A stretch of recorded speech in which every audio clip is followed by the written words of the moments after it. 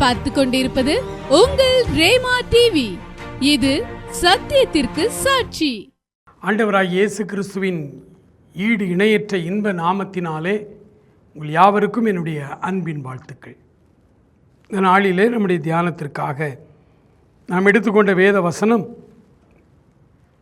தானியேலின் புஸ்தகம் 9ஆம் அதிகாரம், அதில் 10வது வசனத்தை உங்களுக்காக நான் வாசிக்கிறேன். ஆனாலும் எங்கள் தேவனாகிய கர்த்தரிடத்தில் இரக்கங்களும் மன்னிப்புகளும் உண்டு என்று வேதம் சொல்லுகிறது. ஆண்டவர் நம்மை மன்னிக்கிற தெய்வம். ஆண்டவர் நம்முடைய பாவங்களை எல்லாம் நமக்கு மன்னித்து நம்முடைய அநியாயங்களை எல்லாம் அவர் நீக்கி நம்மை அவருடைய பரிசுத்த மகனாய் மகளாய் மாற்றுகிற ஒரு தெய்வம். அன்புக்குரியவர்களே, பாவ மன்னிப்பை தேடி உலகமெங்கும் மக்கள் அங்கும் இங்கும் அலைந்து கொண்டிருக்கிறார்கள். எங்கேயாவது போய் எதையாவது செய்தால் எனக்கு பாவ மன்னிப்பு உண்டாயிருமான்னு சொல்லி பெரியோர் முதல் சிறியோர் வரை இந்த மன்னிப்புக்காக அலைந்து திரிகிறதை நம்ம பார்க்கிறோம். அன்புக்குரியவர்களே, ஏன் இன்றைக்கு மனுக்குலம் பாவ மன்னிப்புக்காக அலைந்து திரிகிறார்கள் என்றால், பாவ மன்னிப்பு பெற்றால்தான் ஒரு மனிதனுடைய உள்ளத்திலே சமாதானம், சந்தோஷம் உண்டாகும். ஒரு மன அமைதியும் ஆறுதலும் உண்டாகும். இன்னைக்கு இந்த ஆறுதல் இல்லை, இந்த அமைதல் இல்லை. துன்மார்க்கருடைய உள்ளம் கொந்தளிக்கிற கடலை போல இருக்கிறது. வேதனை. ஒரு இடத்தில் அவர்களால் நிம்மதியாய் இருக்க முடியவில்லை. அலைந்து திரிந்து திரிந்து ஓடுகிறார்கள். அன்புக்குரியவர்களே, இதற்கெல்லாம் காரணம் என்ன? நம்முடைய பாவங்கள் இன்னும் மன்னிக்கப்படவில்லை என்று பொருள். உள்ளத்திலே அமைதல் இல்லையா? ஒரு விதமான பரிதவிப்பு உண்டாயிருக்கிறதா? ஒரு இடத்துல உட்கார முடியலையா?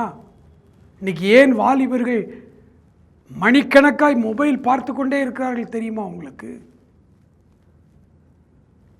மணிக்கணக்காய், நாள் கணக்காய், இரவெல்லாம் உட்கார்ந்து மொபைல் பார்த்து கொண்டிருக்கிறார்கள். என்ன காரணம்? இருதயத்திலே அமைதல் இல்லை, இருதயத்திலே சமாதானம் இல்லை, இருதயத்திலே சந்தோஷம் இல்லை. மறக்கணும், தன்னை மறக்கணும், தன்னை பற்றின நினைவு வரக்கூடாது. தன்னை மறப்பதற்காகத்தான் அநேகர் குடிக்கிறார்கள். அநேக வாலிபர்கள் குடிக்கிறது இல்லை, ஆனால் எல்லாம் மொபைல் ஃபோன் பார்த்து கொண்டிருக்கிறார்கள். ஏனென்றால் மொபைல் ஃபோனில் அடுத்தவர்களுடைய கதை, நடந்த சம்பவம், பல காரியங்களை இட்டுக்கட்டி 99% மொபைலில் நம்ம பார்க்குற எல்லாமே ஃப்ராடு நியூஸ் தான், பொய்யான செய்தி. இவர்களாய் யோசிப்பதையெல்லாம் அங்கே செய்தியாக்குறாங்க. இவன் என்ன நினைக்கிறானோ அதை செய்தியாக அவன் ஒரு வடிவமைத்து போடுகிறான். அதை பார்த்து கொண்டே இருக்கிறார்கள். நேரம் போய்கொண்டே இருக்கிறது. ஒவ்வொன்றாய் ஒவ்வொன்றாய் ஒவ்வொன்றாய் தள்ளி தள்ளி பார்த்து பார்த்து பார்த்து உலகத்தை, சுற்றுப்புறத்தை மறந்து கூப்பிட்டா கூட காது கேட்க மாட்டேங்க இன்னைக்கு. இது காரணம் என்ன? இருதயத்திலே பாவ மன்னிப்பு இல்லை, இருதயத்திலே அக்கிரம சிந்தனைகள், இருதயத்திலே துன்மார்க்கமான நினைவுகள். தாங்கள் உள்ளத்திலே குணப்படாதவர்கள் அத்தனை பேரும் அடுத்தவர்களை பற்றியே பேசி கொண்டிருப்பார்கள், அடுத்தவருடைய குறைகளையே பேசி கொண்டிருப்பார்கள். ஒரு நிமிடம் கூட அமைதியாக அவர்களால் இருக்க முடியாது. இருந்தால் தன்னுடைய குறை தெரியுமே. அதனால தான் இயேசுநாதர் சொன்னார் மலை பிரசங்கத்தில், மாயக்காரனே, உன் கண்ணில் உத்திரம் இருக்கிறதை உணராமல் உன் அயலான் கண்ணில் இருக்கிற துரும்பை பார்க்கிறது என்ன? முன்பு உன் கண்ணில் உள்ள உத்திரத்தை எடுத்து தூர போடு, அப்புறம் அயலான் கண்ணில் உள்ள துரும்பை எடுத்து போட நீ வகை பார்க்கலாம். தாவீது கதறுகிறார், ஆண்டவரே, தன் பிழைகளை உணர்கிறவன் யார்? மறைவான குற்றங்களுக்கு என்னை நீங்களாக்கும், துணிகரமான பாவத்துக்கு உமது அடியேனை விலக்கி காரும் என்று கதறுகிறதை பார்க்கிறோம். எனக்கு அன்பானவர்களே, உள்ளத்திலே அமைதல் இல்லை. மொபைலுக்கு அடிமையாக இன்றைக்கு சமுதாயம் கெட்டு சீரழிந்து போய்கொண்டிருக்கிறது. எதை பற்றியுமே அவர்களுக்கு சிந்தனை இல்லை. இந்த ஃப்ராடா, தவறா, பொய்யா கட்டமைக்கப்படுகிற அத்தனை காரியத்தையும் அரசியல் என்று நம்பிக்கொண்டு இன்றைக்கு அதன் பின்னால் ஓடுகிற கோடிக்கணக்கான மக்கள். தேசம் பாழாய் கொண்டிருக்கிறது. பிரியமானவர்களே, ஆண்டவர் அவருடைய வார்த்தை சொல்லுகிறது, எங்கள் தேவனாகிய கர்த்தரிடத்தில் மன்னிப்புகள் உண்டு. பாவத்திற்கு அடிமையாகின எவராய் இருந்தாலும் அதிலிருந்து நீங்கள் விடுபட வேண்டுமானால் உங்கள் பாவங்கள் மன்னிக்கப்பட வேண்டும்.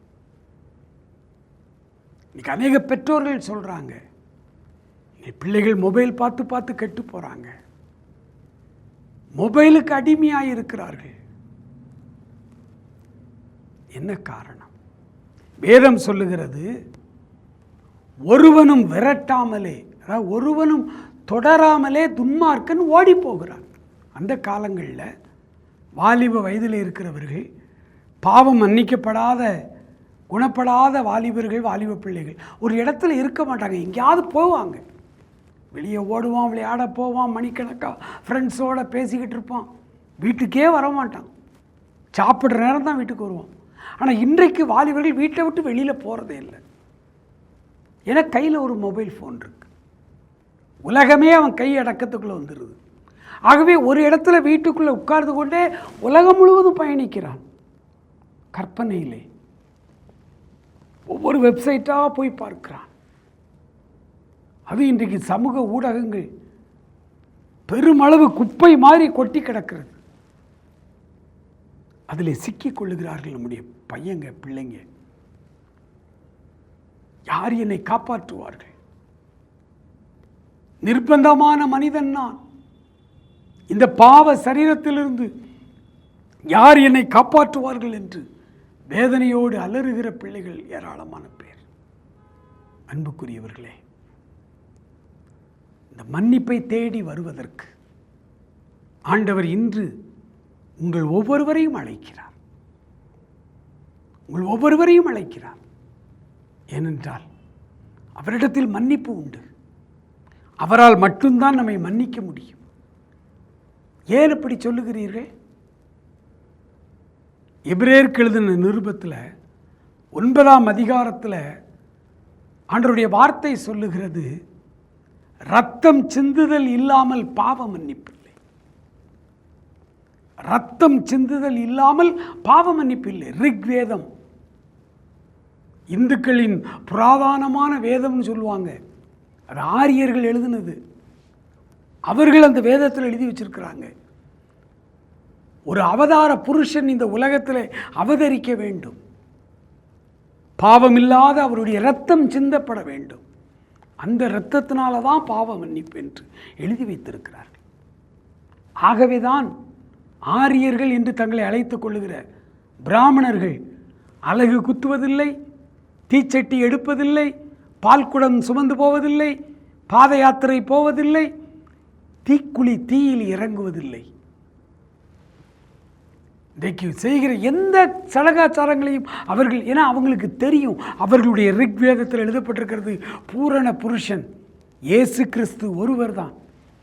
அவர்தான் இந்த பூமிக்கு வந்த அவதாரங்களிலே தன் இரத்தத்தை மக்களுக்காய் சிந்தின ஒரே ஒரு அவதாரம் இயேசு கிறிஸ்து என்கிற அவதாரம். அவர்களுக்கு தெரியும். ஆகவேதான் இந்த ரிச்சுவல்ஸ் எதிலையும் அவர்கள் கலந்து கொள்ள மாட்டார்கள், எதிலையும் கலந்து கொள்ள மாட்டார்கள். எனக்கு அன்பானவர்களே, மனம் திரும்புங்கள், இயேசு கிறிஸ்துவினிடத்திலே திரும்பி வாருங்கள். அவரிடத்தில் இரக்கங்கள் உண்டு. அவருக்கு விரோதமாய் நீங்கள் செய்த எல்லா காரியங்களையும் மன்னிக்கிறதற்கு அவரிடத்தில் மன்னிப்பு உண்டு, இரக்கம் உண்டு. பிரியமானவர்களே,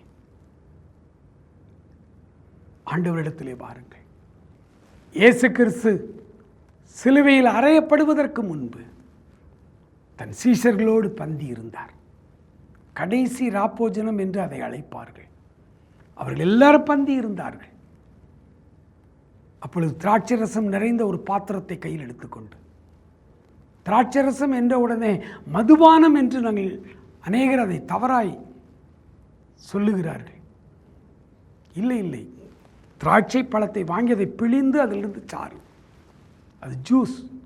அந்த திராட்சைப்பழ ரசத்தை கையிலே எடுத்து சீசர்களுக்கு கொடுத்து, மத்தேயு எழுதின சுவிசேஷம் 26ஆம் அதிகாரம் 28வது வசனத்தை உங்களுக்காக நான் வாசிக்கிறேன். இது பாவ மன்னிப்பு உண்டாகும்படி அநேகருக்காய் சிந்தப்படுகிற புது உடன்படிக்கைக்குரிய என்னுடைய இரத்தமாய் இருக்கிறது என்று சொன்னார். பாவ மன்னிப்பு உண்டாகும்படி. அப்ப சிந்தப்பட்ட இயேசு கிறிஸ்துவினுடைய இரத்தம் பாவ மன்னிப்பை நமக்கு தருகிறது.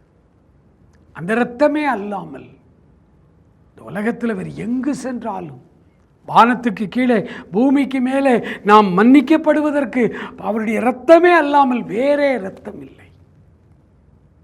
வேறு எந்த இரத்தத்தை சிந்தினாலும் ஒரு தற்காலிக நிம்மதி தான் கிடைக்கும். நிரந்தரமான பாவத்திலிருந்து விடுதலை, பழைய மனிதனிலிருந்து புது மனிதனாய் நம்மை மாற்றுகிற அந்த அனுபவம் இயேசுவின் இரத்தத்துக்கு மாத்திரம்தான் உண்டு. பாவ மன்னிப்பு உண்டாகும்படி உங்களுக்காய் சிந்தப்பட்ட அவருடைய இரத்தம் என்று சொன்னார்.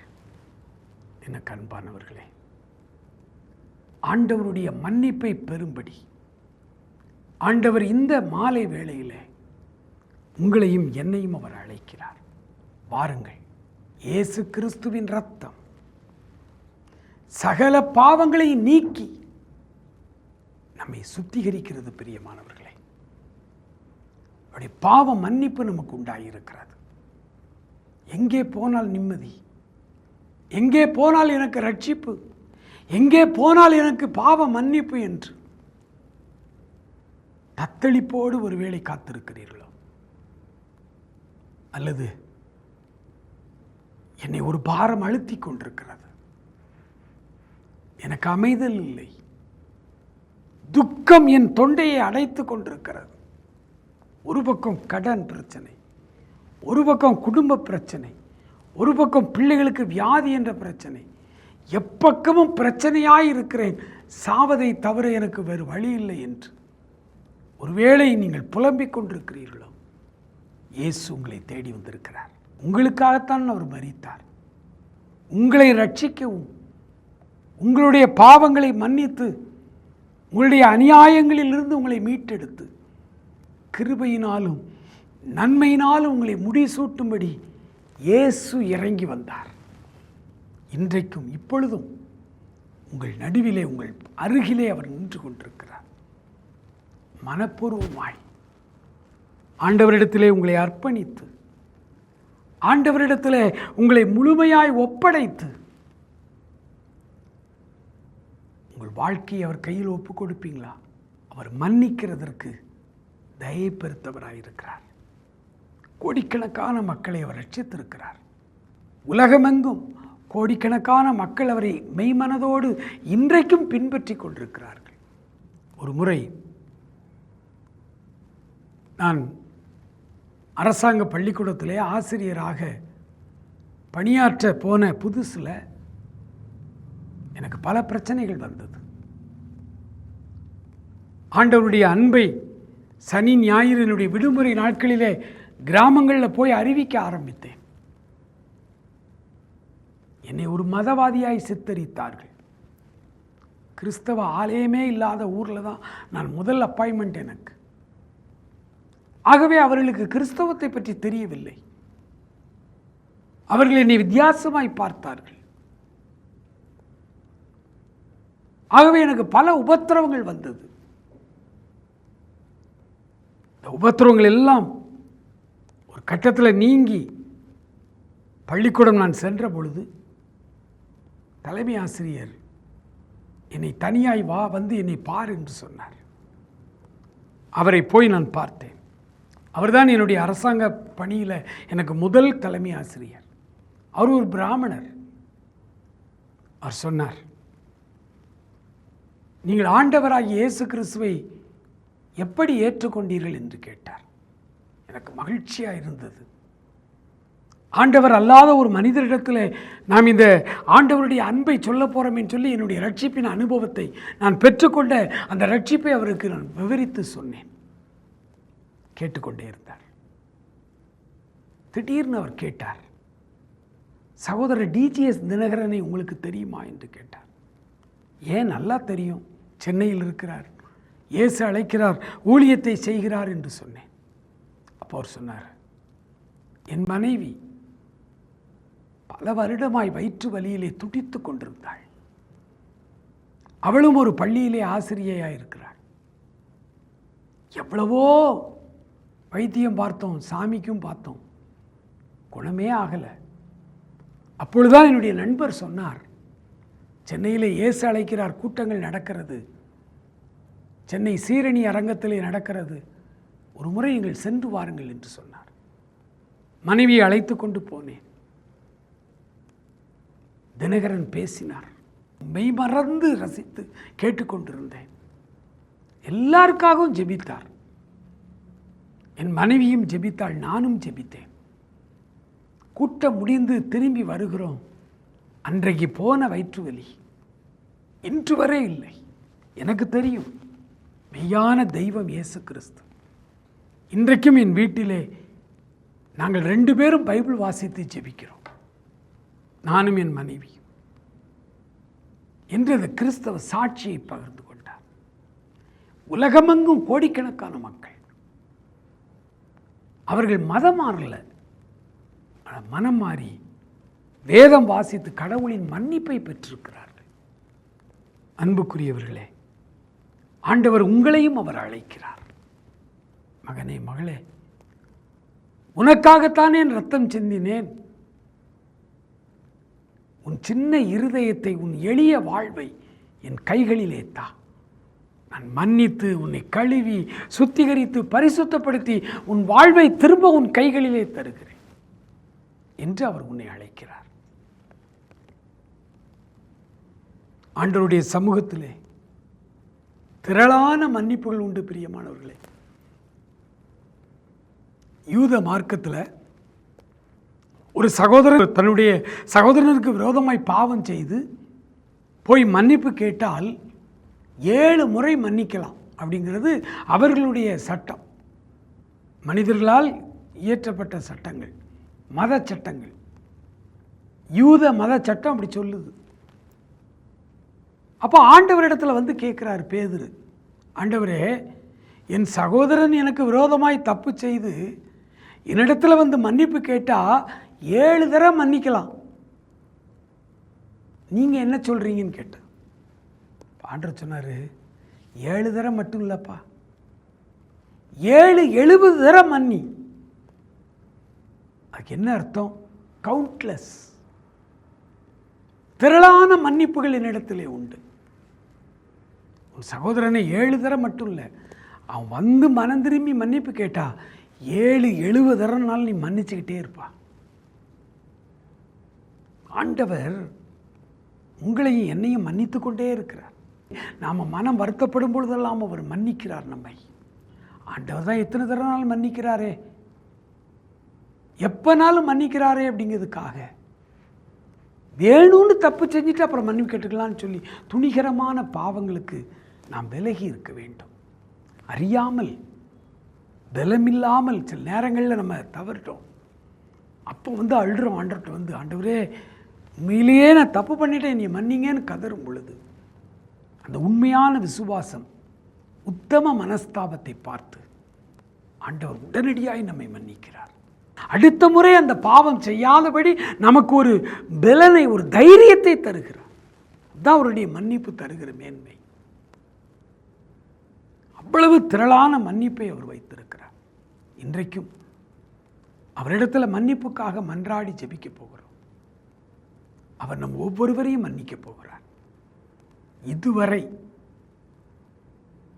நம்மிடத்தில் காணப்படுகிற எல்லா அக்கிரமங்களையும் மெய்யாய் மனஸ்தாபப்பட்டு இப்பொழுது நாம் வேதனையோடு ஆண்டவரிடத்தில் சொல்ல போகிறோம். ஆண்டவர் நம் ஒவ்வொருவரையும் மன்னித்து நமக்கு ஒரு புது வாழ்வு அளிக்க அவர் விரும்புகிறார். Thank you Lord. எல்லாரும் கண்களை மூடி ஜெபிப்போமா? புது வாழ்வு எனக்கு தந்தார், சமாதானம் நிறைவாய் அளித்தார், பாவங்கள் யாவும் மன்னித்தார், சாபங்கள் யாவும் தொலைத்தார். Thank you Lord. நன்றி ஆண்டவரே, நன்றியோடுமை துதிக்கிறோம், ஸ்தோத்தரிக்கிறோம். அப்பா, புது வாழ்வை தாரும் ஆண்டவரே. எங்கள் ஒவ்வொருவருக்கும் புது வாழ்வை தாரும் ஆண்டவரே. எங்களுடைய எல்லா பாவங்களையும் மன்னித்து, எங்கள் அநியாயங்களை எல்லாம் நீக்கி, எங்களை சுத்திகரித்து, புது மனுஷனாய் எங்களை இப்பொழுது மாற்று. தேவ ஆவியானுடைய பிரசன்னம் நம்மை நிரப்புகிறது. பிரியமானவர்களே, நீங்கள் இருக்கிற இடங்களிலே ஆண்டவருடைய வல்லமை இப்பொழுது ருசி பார்க்க முடியும். Thank you Lord. ஒவ்வொருவரையும் ஒரு மன்னிக்கும்படி வந்திருக்கிறார். நம் ஒவ்வொருவருடைய அக்கிரமங்களில் இருந்தும் நம்மை முற்றிலுமாய் மன்னிக்கும்படி அவர் வந்திருக்கிறார். அநேகர் உம்மிடத்திலே வருகிறார்கள். அப்பா, உம்மிடத்திலே மன்னிப்புக்காய் காத்து நிற்கிற உம்முடைய பிள்ளைகள் ஒவ்வொருவரையும் இப்பொழுதே நீர் மன்னித்து ஒரு புது வாழ்வை அவர்களுக்கு கொடுக்கும்படியாய் ஜெபிக்கிறோம் ஆண்டவரே. Thank you Lord. கல்வாரி ஆண்டவரே, சிலுவையிலே சிந்தின ரத்தம் உம்முடைய பிள்ளைகளாகிய எங்கள் ஒவ்வொருவரையும் இப்பொழுது மன்னிக்கட்டும். புது வாழ்வை தாரும். எங்கள் சிந்தனைகள் மாறட்டும், எங்கள் வாழ்வு மாறட்டும். Thank you Lord. என்னுடைய பாவ கட்டுகள் இயேசுவின் நாமத்தில் இப்பொழுது அறுக்கப்படுவதாக என்று சொல்லி ஜெபிக்கிறேன். முற்றிலுமான ஒரு விடுதலை தாரும். நீர் இப்படி தருகிறதற்காய் ஸ்தோத்திரம். தொடர்ந்து உடைய பிள்ளைகளை ஆசீர்வதியும், காத்துக்கொள்ளும். இயேசு கிறிஸ்துவின் நல்ல நாமத்தில் ஜெபிக்கிறோம் எங்கள் அருமை பிதாவே. ஆமேன், ஆமேன்.